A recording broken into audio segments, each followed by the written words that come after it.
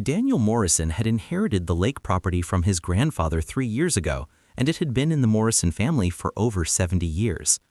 The pristine 40-acre lake sat nestled in a valley surrounded by dense pine forests, its crystal-clear water fed by underground springs that kept it cool even in the hottest summer months.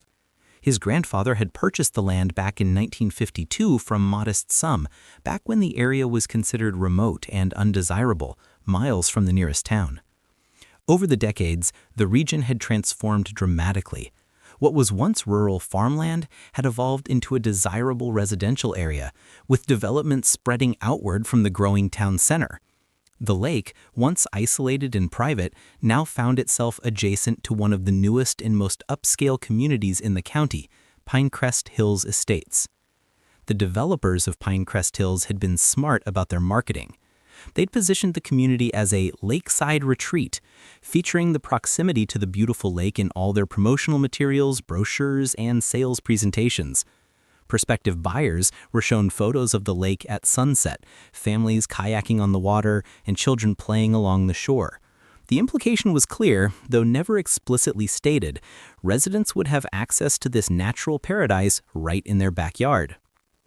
What the developers conveniently failed to emphasize was that the lake itself was entirely private property, owned by the Morrison family and not included in the community purchase or HOA agreement.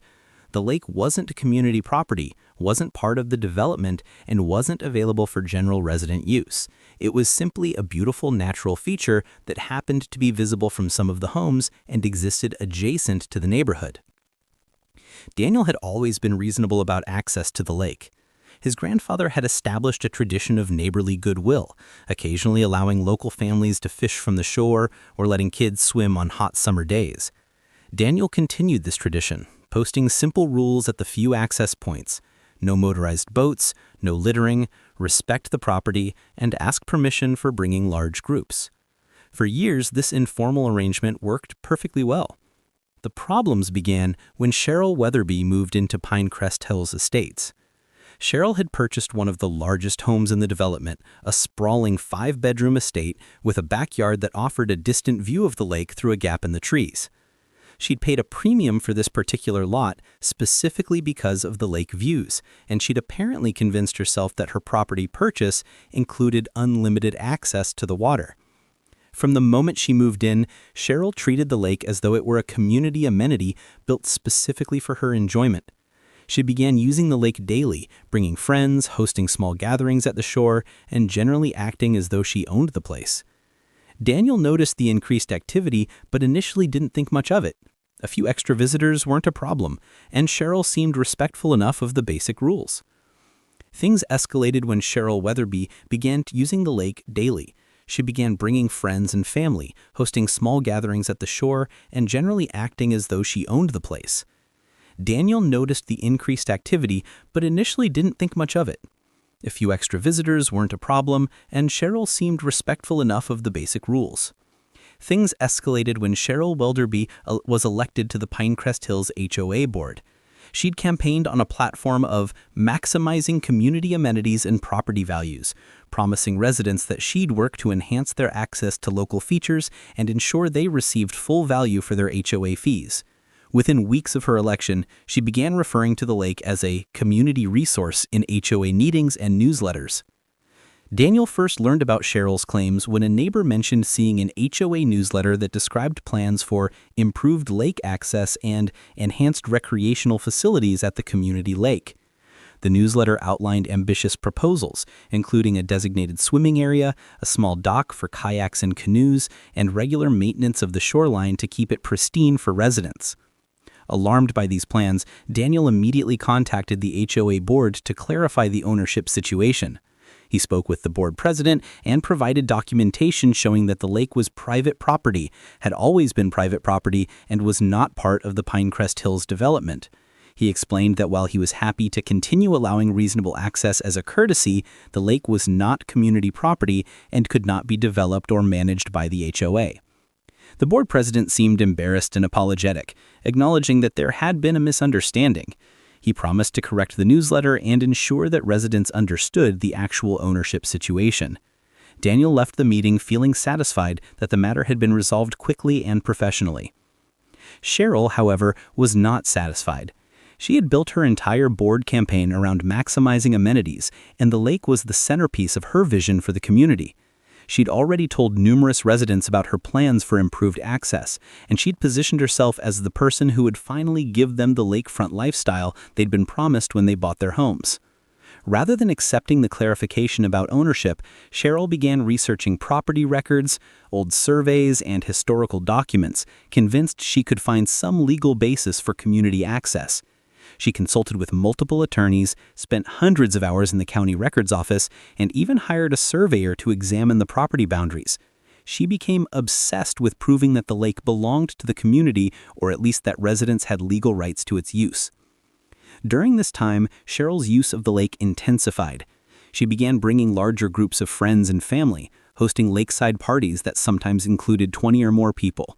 She set up folding chairs and tables along the shore, brought coolers full of food and drinks, and treated the area like her personal beach club. Other residents, emboldened by Cheryl's example and her assurances that they had every right to use the lake, began increasing their own visits. Daniel watched this escalation with growing concern. What had once been occasional neighborly use was becoming regular large gatherings that left trash scattered along the shore, damaged vegetation, and created parking problems along the narrow access road. He tried speaking with Cheryl directly, explaining that while small family visits were fine, large parties exceeded the informal agreement and were causing damage to the property. Cheryl's response was dismissive and hostile. She insisted that the lake was community property, regardless of what the title record showed. She claimed that 70 years of community use had established an easement or prescriptive right of access. She argued that the developer's marketing materials had created an implied guarantee of lake access. She cited obscure property law cases and made vague references to adverse possession and public trust doctrines. None of Cheryl's legal theories had any validity. Her attorney had apparently told her this much, but she either misunderstood the advice or simply refused to accept it. She'd convinced herself that she was right, that the community deserved access to the lake, and that Daniel was being unreasonably selfish by enforcing his property rights. The breaking point came on a Saturday in July. Daniel arrived at the lake that morning to find an absolute circus.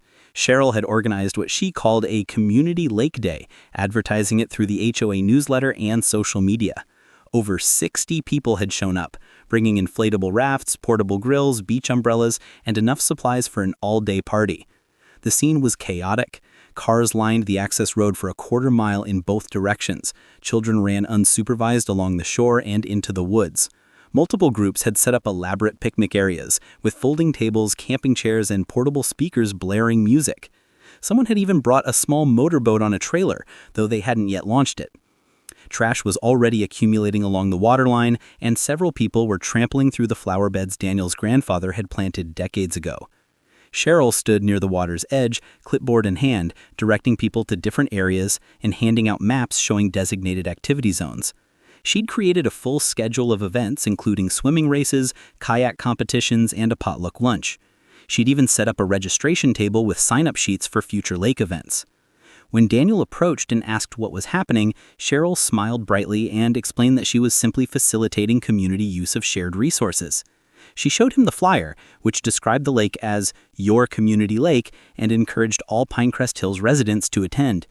When Daniel pointed out that the lake was private property and this event wasn't authorized, Cheryl's demeanor changed instantly. Her face flushed red and her voice rose to a shout as she declared that the lake was community property, that residents had every right to be there, and that Daniel had no authority to exclude anyone. She claimed that the HOA had legal authority over the lake, that community members had established rights through years of use, and that Daniel's attempts to restrict access were illegal and discriminatory. The confrontation attracted attention from the party guests, many of whom gathered around to watch. Some residents seemed uncomfortable, sensing that something wasn't right about the situation. Others, however, backed Cheryl up, insisting that they'd been told when buying their homes that lake access was included. Several people began filming the confrontation on their phones, capturing Cheryl's increasingly agitated state and her repeated insistence that this was community property. Daniel remained calm throughout the tirade. When Cheryl finally paused for breath, he simply stated that everyone needed to leave immediately, that this was private property, and that continued trespass would result in law enforcement involvement. He gave them 1 hour to pack up and clear out, which he felt was more than generous given the circumstances. Cheryl exploded at this ultimatum. She screamed that Daniel couldn't force anyone to leave, that she'd call her lawyer, that the HOA would sue him, and that he was violating the rights of every homeowner in Pinecrest Hills. She declared that she and her guests were staying for the entire scheduled event and that Daniel had no power to stop them. Daniel pulled out his phone and dialed the non-emergency police line. Within 20 minutes, 2 sheriff's deputies arrived to assess the situation. Daniel provided them with property documentation, explained the situation, and requested that the trespassers be removed. The deputies reviewed the paperwork, confirmed the ownership, and then addressed the crowd. The deputies explained that this was indeed private property, that no one present had legal authority to be there without the owner's permission, and that continuing to remain after being asked to leave constituted criminal trespass. They gave everyone 15 minutes to gather their belongings and depart, warning that anyone who remained after that deadline would be cited. The evacuation was chaotic and humiliating for Cheryl. Families hastily packed up their picnic supplies, deflated rafts and floaties, and scrambled to their vehicles. Some people apologized to Daniel as they left, explaining that they genuinely believed Cheryl when she said the event was authorized. Others glared angrily, muttering about property rights and selfish landowners. The entire process took nearly an hour, with the deputies staying to ensure everyone actually left. Cheryl was among the last to leave, still arguing with the deputies about easements and community rights, even as they explained that none of her legal theories applied. She finally departed after one deputy warned her that she was close to being cited for obstruction. As she drove away, she shouted through her car window that this wasn't over and that Daniel would be hearing from the HOA's attorneys. The aftermath of the incident was intense and ugly. Cheryl launched a full-scale campaign against Daniel, both within the HOA and in the broader community. She sent multiple emails to all Pinecrest Hills residents, describing Daniel as a selfish property owner who was denying families access to nature and recreation. She claimed he'd been abusive and threatening toward community members. She organized petition drives demanding that the HOA pursue legal action to establish lake access rights. The campaign included a heavy social media component. Cheryl created Facebook posts, neighborhood app complaints, and even a dedicated website arguing for community lake access. She posted the videos from the confrontation, edited to make Daniel appear aggressive and unreasonable while downplaying her own shouting and accusations. The posts attracted hundreds of comments, with many people who knew nothing about the actual situation chiming in to condemn Daniel's greed and selfishness. Several local news outlets picked up the story, drawn by the dramatic videos and Cheryl's claims of a community being denied access to nature. The initial coverage was largely sympathetic to Cheryl's position, framing the situation as a conflict between private property rights and community needs. Daniel found himself portrayed as the villain, a wealthy landowner excluding families from enjoying a beautiful natural resource. Daniel consulted with his attorney about how to respond to the escalating situation. The attorney advised documenting everything, sending formal cease and desist letters to Cheryl and the HOA regarding the false claims about community property, and preparing for possible legal action if the harassment continued. They also discussed installing proper fencing and signage to clearly mark the property boundaries and prevent future unauthorized access. The legal warning letters had an immediate effect. The HOA's attorney, after reviewing the property documentation and the cease and desist letter, strongly advised the board to disavow Cheryl's claims and actions. The attorney explained in no uncertain terms that the HOA had absolutely no legal claim to the lake, that Cheryl's representations about community property were false and potentially actionable, and that the association could face significant liability if they continued supporting her position. The HOA board called an emergency meeting and voted to issue a formal statement clarifying that the lake was private property, that residents did not have any legal right of access, and that Cheryl's previous communications about community ownership were incorrect and unauthorized. The statement was sent to all residents and posted prominently in community spaces. This official repudiation devastated Cheryl's credibility. Many residents who'd supported her campaign felt betrayed and misled. The families who'd attended the lake party felt embarrassed about having participated in what was essentially a mass trespass. Some people threatened to file complaints against Cheryl for misrepresenting the legal situation and encouraging them to break the law. Cheryl refused to accept defeat. She continued insisting that she was right, that the HOA board was wrong, and that she had discovered legal theories that would ultimately prevail.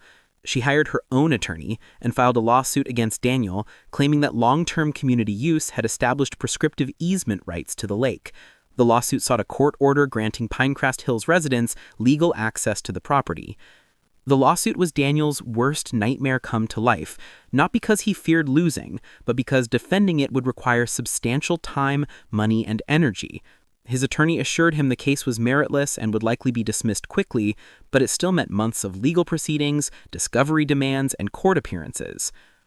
Discovery in the case proved devastating to Cheryl's position. Her own attorney's written opinion advised her that she had no viable legal claim, which she'd ignored. The developer's actual property disclosures clearly stated that the lake was not included in the community and that no access rights were being conveyed. Multiple real estate agents testified that they'd never told buyers that lake access was guaranteed, and several admitted they'd specifically warned buyers that the lake was private property. Most damaging was the revelation that Cheryl had knowingly misrepresented the ownership situation to other residents. Emails discovered during discovery showed her discussing strategy for establishing community rights and acknowledging that the lake was currently private property, but believing she could change that through persistence and pressure. She deliberately organized the lake party as a way to assert community use and create evidence for her legal theories. The judge dismissed the lawsuit with prejudice after reviewing the summary judgment motions. The ruling was scathing, describing Cheryl's claims as without merit and contradicted by undisputed documentary evidence. The judge noted that prescriptive easement requires use that is open, notorious, continuous, and under a claim of right for the statutory period, none of which applied when the owner had merely tolerated occasional neighborly use as a courtesy. The court also awarded Daniel his attorney's fees, totaling over $40,000. Cheryl appealed the decision, representing herself after her attorney withdrew from the case. The appellate court affirmed the dismissal in a brief unpublished opinion, declining to even schedule oral arguments. The decision left Cheryl personally liable for Daniel's legal fees, a debt she had no realistic way to pay given her financial situation. The legal battle had consumed 2 years and destroyed Cheryl's standing in the community. She'd been removed from the HOA board after other members grew tired of the controversy and liability she'd created. Her obsession with the lake had damaged her marriage, with her husband eventually filing for separation, citing her irrational fixation and the financial devastation from the lawsuit. Many of her friends in the community had distanced themselves, unwilling to be associated with someone who'd misled them so thoroughly. For Daniel, the victory felt hollow.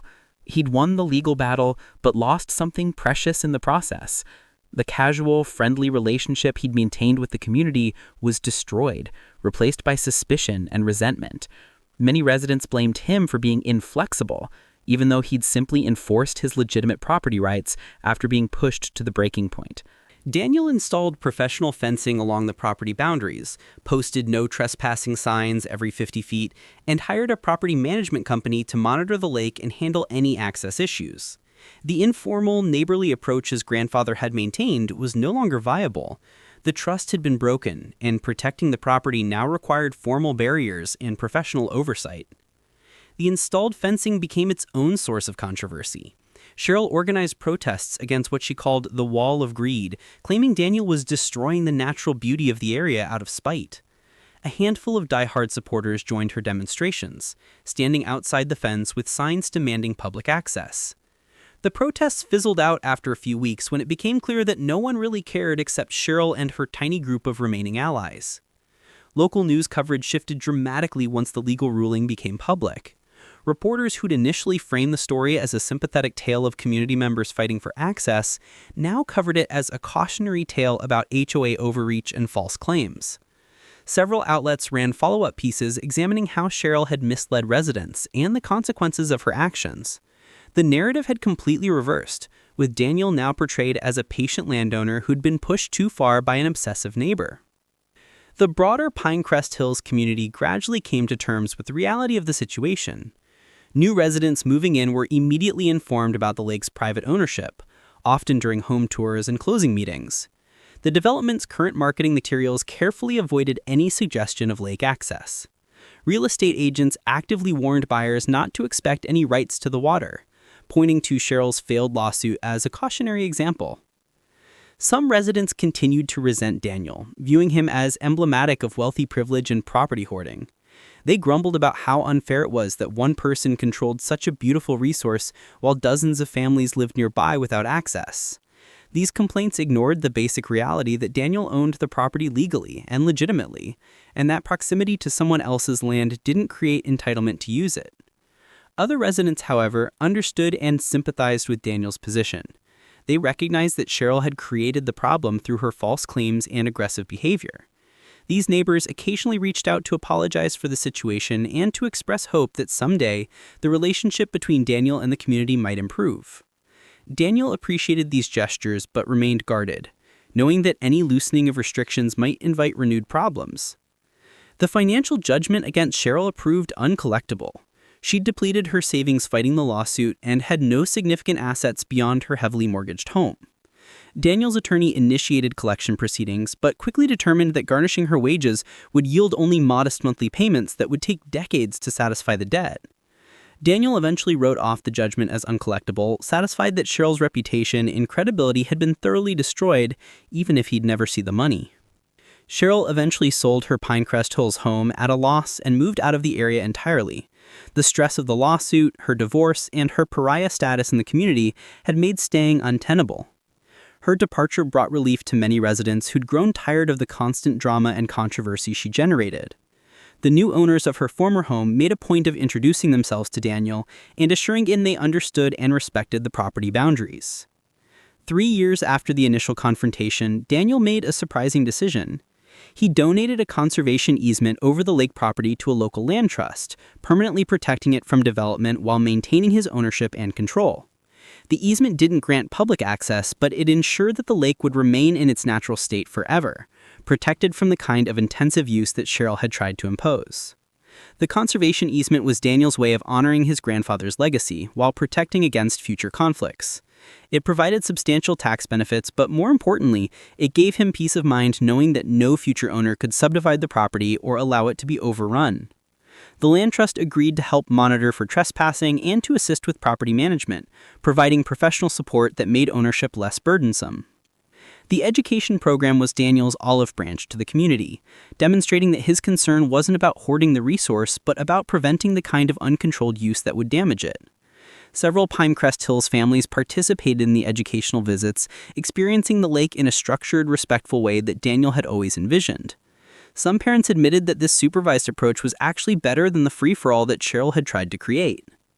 Cheryl appeared on social media from her new location across the country, still posting about property rights and community access to natural resources. She portrayed herself as a crusader who'd fought against greed and injustice, conveniently omitting the parts about her false claims, her lawsuit defeat, and her financial judgment. Most people who encountered her posts had no idea about the actual history and didn't realize they were hearing a heavily edited version of events. For Daniel, life eventually returned to a comfortable rhythm. The fencing and professional management meant he could enjoy the lake without constant worry about trespassers or conflicts. The conservation easement provided long-term security. The education program allowed the property to serve a positive purpose.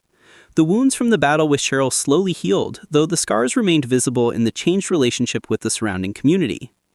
The Morrison family lake remained private, protected, and preserved, just as Daniel's grandfather had intended. It stood as a testament to the importance of property rights, the dangers of entitlement, and the consequences that follow when someone refuses to accept simple reality. The crystal-clear water continued to reflect the surrounding pine forests, undisturbed by the drama that had raged over who had the right to disturb its peace. Cheryl's crusade had failed completely, costing her money, relationships, and reputation, while achieving nothing except making an already private lake more heavily secured and less accessible than it had been before she started.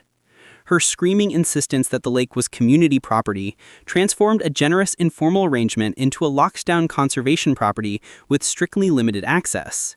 She fought to expand access and instead made it more restricted. The irony was apparently lost on her, but it wasn't lost on anyone else who'd witnessed the entire sorry saga. And that's where this HOA nightmare ends. Cheryl learned the hard way that screaming, "It's community property," doesn't magically change property deeds, and that entitlement is no substitute for actual legal rights. What started as neighborly goodwill turned into fences, lawsuits, and permanent restrictions, all because one person refused to accept reality. If you enjoyed this story of HOA overreach and entitled neighbors getting exactly what they deserve, make sure to smash that subscribe button and hit the notification bell so you never miss another tale from the HOA Story Files. We've got dozens more stories about HOA Karens, property disputes, and satisfying justice coming your way. Drop a comment below telling us, have you ever dealt with a neighbor who thought they owned your property? What's the craziest HOA entitlement story you've experienced? We read every comment, and your stories might even be featured in future videos. If you want to binge more HOA horror stories right now, check out the playlist on your screen. And if you really want to support the channel, consider joining our membership program for early access to new stories and exclusive content. Remember, proximity to someone else's property doesn't equal ownership. Private property means private property. And sometimes the best way to deal with entitled neighbors is to let the courts explain reality for you. Thanks for watching HOA Story Files.